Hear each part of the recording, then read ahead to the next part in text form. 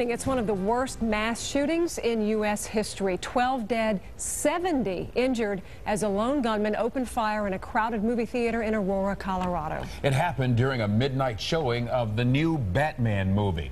Police say the gunman tonight is in custody, but many of the victims and survivors are in shock, and police in Colorado are reporting tonight that they will begin meeting with the families of shooting victims to tell them the fate of their loved one, and as you can well imagine, those are going to be some very difficult meetings to hold indeed.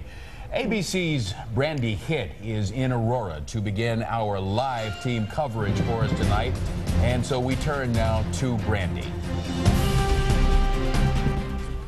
Heartbreak and sadness are filling Aurora tonight following the worst mass shooting in U.S. history. And now we're learning this alleged gunman planned it, buying 4 guns and 6,000 rounds of ammunition.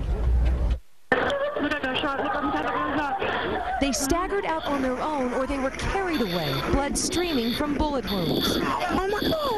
Inside, a horror scene, a carnage that started suddenly during a midnight screening of the new Batman movie. Police believe 24-year-old James Holmes calmly watched the movie along with everybody else. Then he got up and used his cell phone and went outside to get his weapons and gear up with a bulletproof vest, a ballistic helmet, a gas mask, and gear covering his throat, legs, and tactical gloves.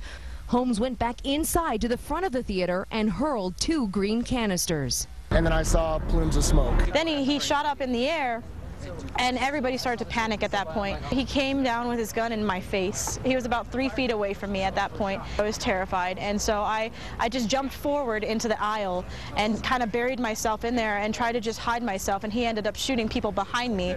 One victim, a mother, was hit in the leg. At that moment, I just remember thinking, I'm not going to die in here. Me and my kids, we are not going to die in here. It was just chaos. The suspect marched up and down the aisle using part of an arsenal, a shotgun, an assault rifle, and 2 Glock pistols. He only stopped to reload.